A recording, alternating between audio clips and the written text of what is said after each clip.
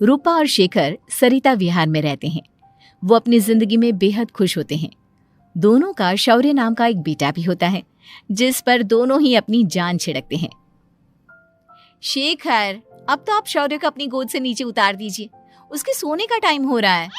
नहीं रूपा, इसे मेरे पास ही रहने दो प्लीज। मैं थोड़ी देर में इसे बिस्तर में सुला दूंगा। लेकिन कल सुबह आपकी ऑफिस में मीटिंग भी तो है ना, और इसके लिए आपको कल जल्दी भी तो निकलना होगा। जाइए, आप भी जाकर सो जाइए।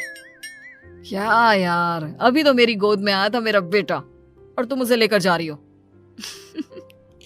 बाद में कर लेना अपने बेटे से प्यार, अभी जाकर सो जाइए। रूपा शेखर से शौर्य को ले रही होती है कि तभी शौर्य रोने लगता है।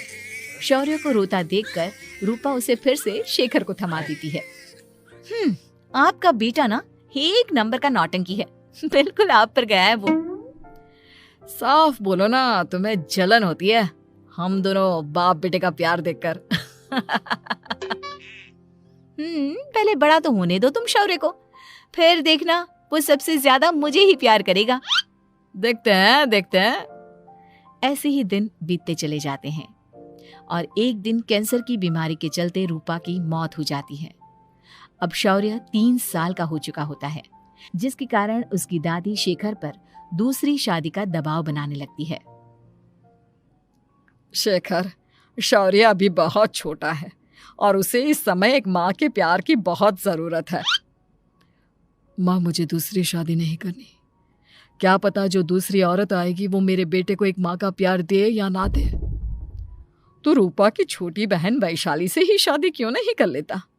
वो तो शौर्य को एक माँ का प्यार पूरा दे सकती है ना। मैंने कहा ना माँ, मुझे दूसरी शादी नहीं करनी, और अपनी ही पत्नी की बहन से तो हरगिज नहीं। ऊपर से अगर रूपा देख रही होगी तो वो क्या सोचेगी? अपने लिए ना सही, लेकिन तुझे शौर्य के लिए तो शादी करनी ही पड़ेगी ना बेटा।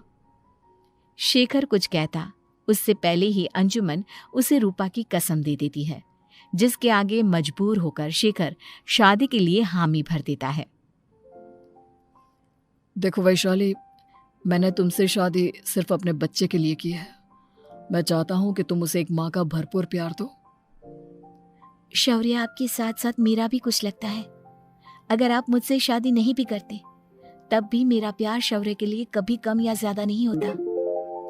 शादी के कुछ दिनों बाद ही शेखर की माँ की भी मौत हो जाती है।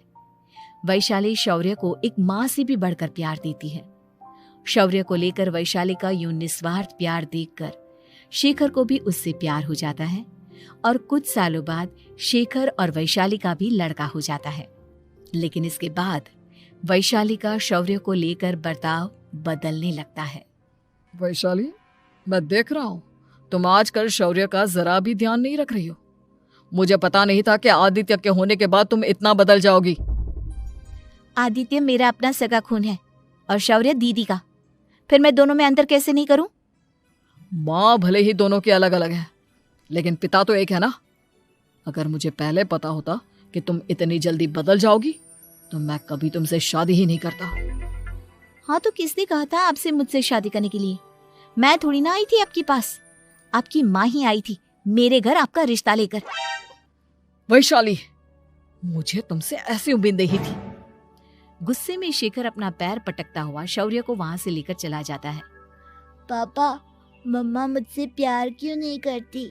क्या मैं उनका सगा बेटा नहीं हूँ इसलिए मुझसे प्यार नहीं करती? मम्मा नहीं करती तो क्या हुआ बेटा, पापा तो करते हैं ना आपसे प्यार। कुछ दिनों के बाद, आज तुझे खाना पीना कुछ नहीं मिलेगा, चल चुपचाप से अपने रूम में जाकर सो जा। माँ, अब भाई को खाना क्यों नहीं दे रही हो? बेटा तू आराम से खाना खा, इस नालायक की चिंता मत कर। एक दिन खाना नहीं खाएगा तो मर नहीं जाएगा ये। अगर भैया नहीं खाएंगे तो मैं भी नहीं खाऊंगा। तू अपने भाई का भक्त क्यों बन रहा है? ये तेरा सौतेला भाई है, सगा नहीं जो तू लक्ष्मण बन रहा है। माँ, आपको इतना भी नहीं मालूम? श्री राम और लक्ष्मण सगे भाई नहीं थे। श्री राम माता कौशल्या और लक्ष्मण माता सुमित्रा की कोख से जन्मे थे।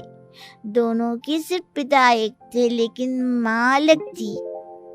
मुझे ज्यादा ज्ञान देने की जरूरत नहीं है, ये सतयुग और त्रेता युग नहीं है, समझे? आया बड़ा भाई का चमचा। इतना कहकर वैशाली वहां से चली जाती है, जिसके कुछ टाइम बाद शिखर वहां आता है और आदित्य उसे सारी बात बताता है। मुझे माफ कर दो शौर्य, तुम्हारी माँ के जाने के बाद मुझे दूसरी शादी का फैसला करना ही नहीं चाहिए था। अगर मैं दूसरी शादी नहीं करता तो शायद आज तुम्हारी ये हालत ना होती। नहीं पापा, अगर आप शादी नहीं करते तो मुझे आदित्य जैसा छोटा भाई कभी नहीं मिलता। थैंक यू मुझे इतना अच्छा भाई देने के लिए। तुम दोनों हमेशा ऐसे ही साथ रहना, फिर कोई भी तुम दोनों का कुछ नहीं बिगाड़ पाएगा। चलो मैं तुम दोनों को आइसक्रीम खिला कर लाता हूँ, बहुत भूख लग रही है ना। शिखर शौर्य और आदित्य को आइसक्रीम दिलाने लेकर जाता है। वो दोनों को पार्क में खड़ा करके आइसक्रीम लेने जा ही रहा होता है, तभी तेज रफ्तार से आती हुई एक गाड़ी उसे कुचल देती है और उसी पल शेखर की मौत हो जाती है, जिसके बाद शौर्य की जिंदगी नर्क से भी बदतर हो जाती है। सुन रहे चिरकुट,